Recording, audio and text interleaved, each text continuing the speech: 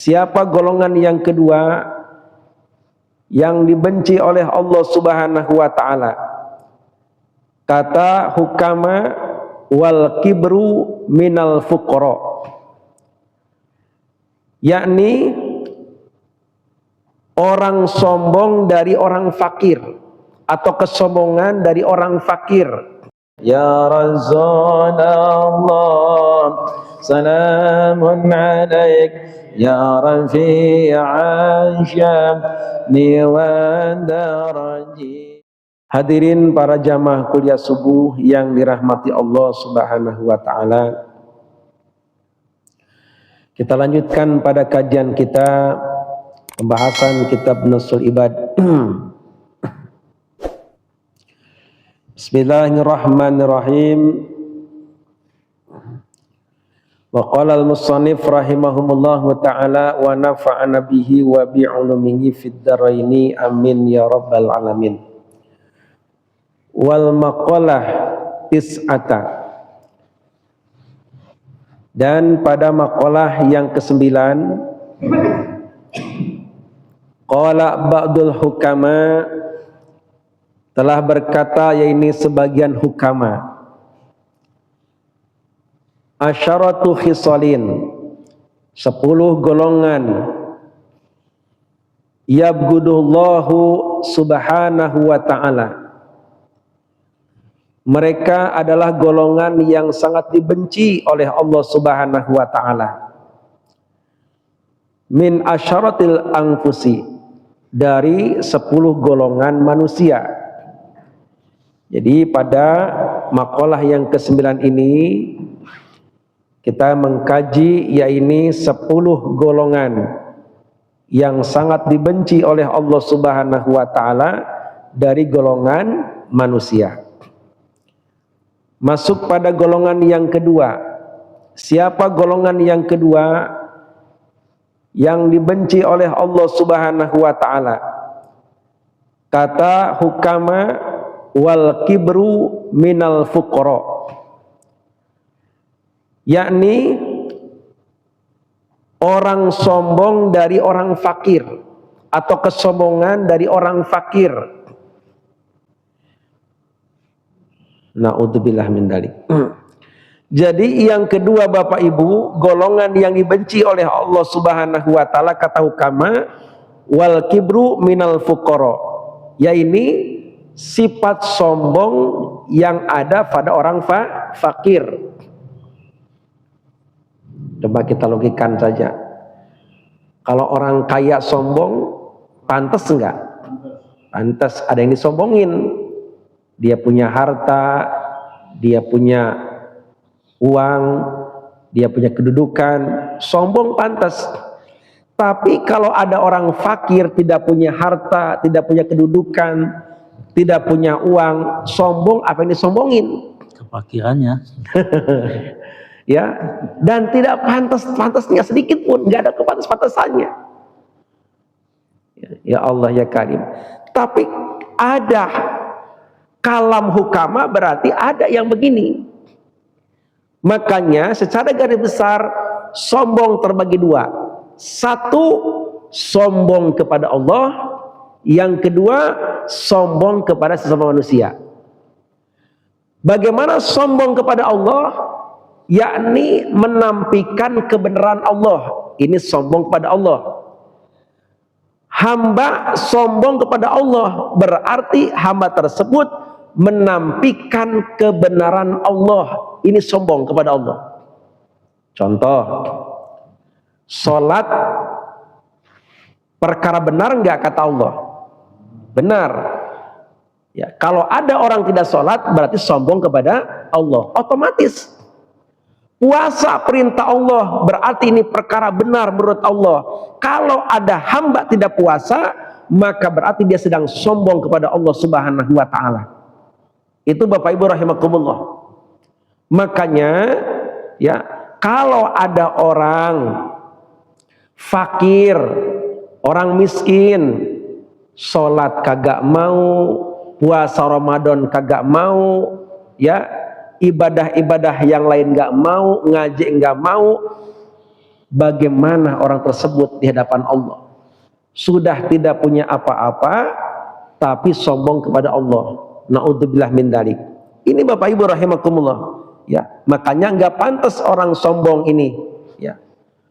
Kemudian yang kedua, sombong terhadap sesama manusia. Bagaimana tuh? Merasa unggul dirinya ketimbang orang lain. Ya. Atau meremehkan orang lain, ya, karena menghebatkan dirinya. Ini sombong terhadap sama manusia. Ya.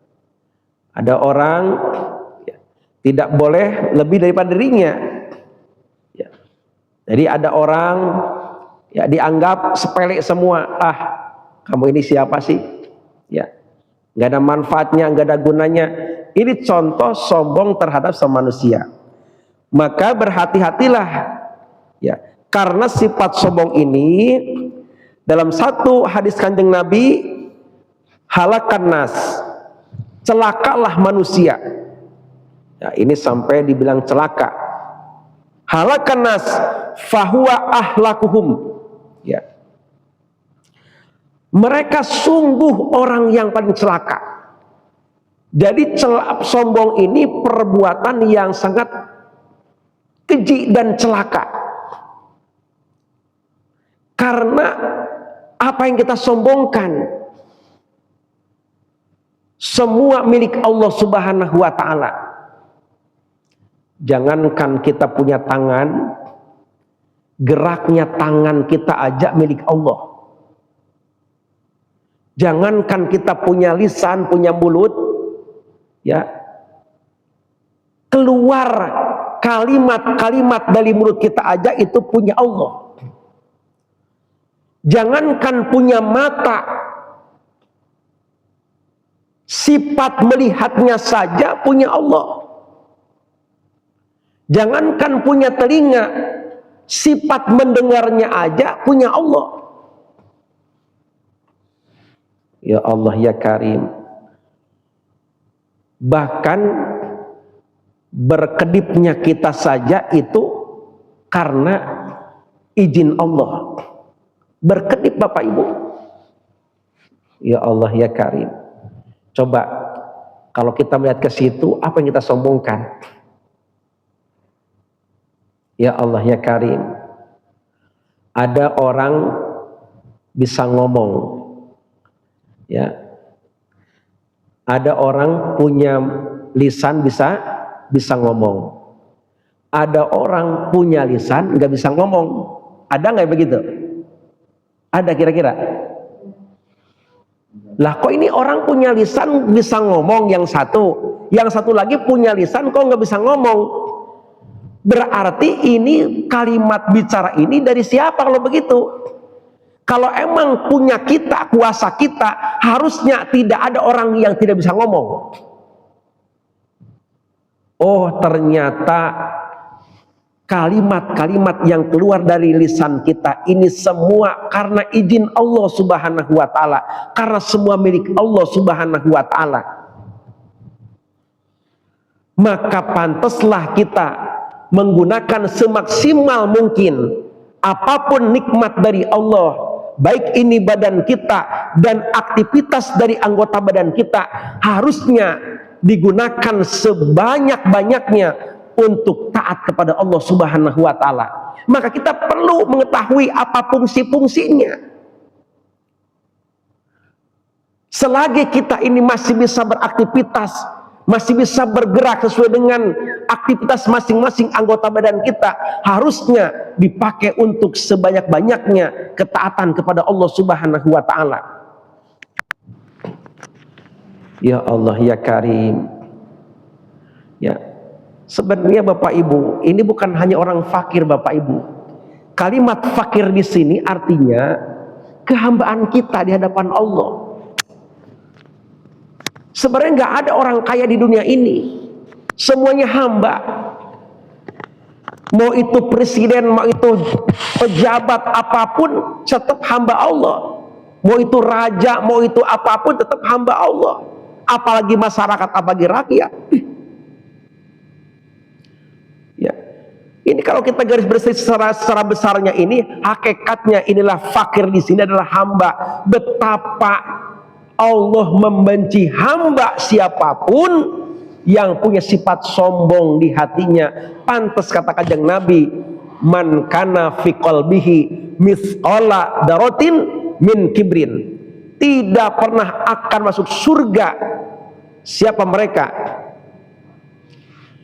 La yadkhulul jannah man kana fi qalbihi mithqala daratin min kibrin, tidaklah akan pernah masuk surga seorang hamba yang di hatinya ada kesombongan walaupun sebesar jarah.